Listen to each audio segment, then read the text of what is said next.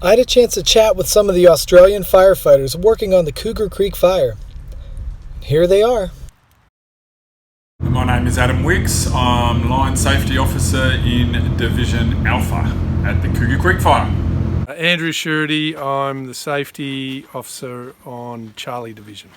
Okay, my name's Colette. I'm a helicopter manager at Fish Lake. Lee Sage, I'm from West Australia, and here I'm Division Supervisor. My name's Aaron Van Winden. I'm the Division Delta Safety Officer. Thomas Ross, and I'm over here as a Heckham. Yeah, Ross Anderson. I'm a District Manager with the Department for Environment and Water in South Australia.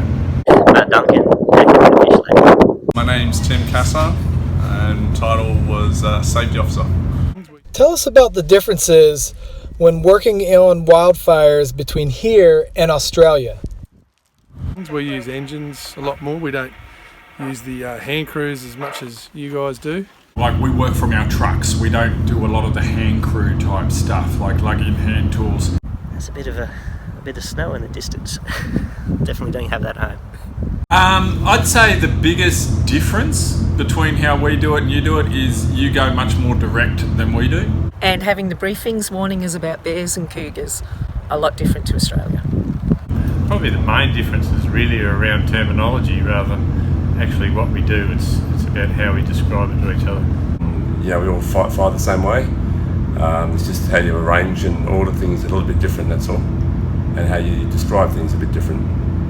It's different lingo, different terminology, but really good people, really kind.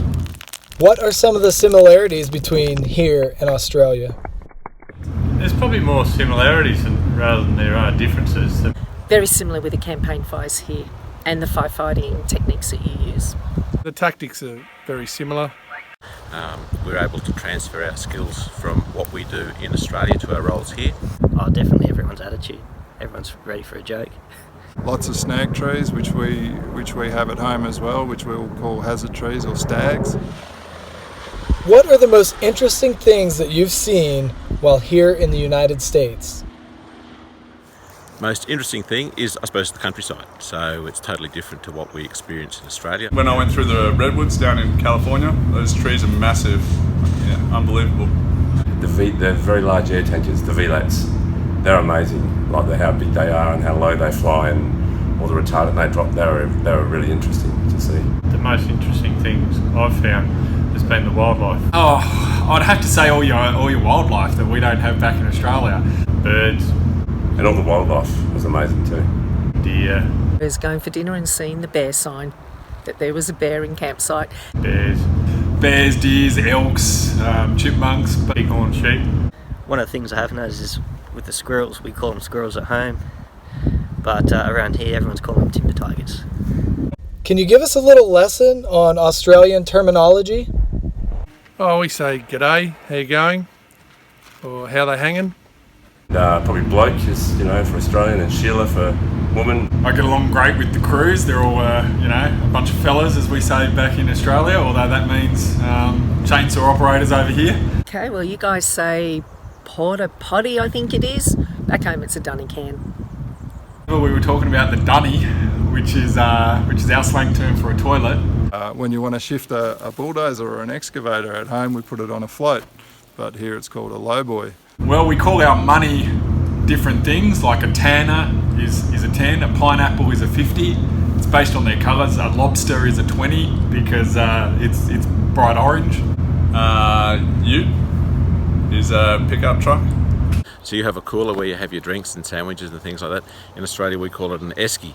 So that was a difference when we were asking, where's the esky for the ice? We've certainly got some puzzled looks. We don't have snags on our fireground because a snag is a sausage. I'm just confused. Just confused about what they're talking about. Maybe some of the terms we hear on the fireground that make us laugh. Because a lot of time people look at me and go, what the hell did you just say? Al Lawson with Northwest Team 10. On behalf of the Northwest teams and Team 10, I'd like to thank our Australian friends for their commitment in helping out with the Northwest Fires this year. I know they left their families similar to our firefighters, and they've been here an awfully long time, but again, I really appreciate their participation this summer. They were a great help and filled a lot of roles for us. With that, I want to thank you again, and good day.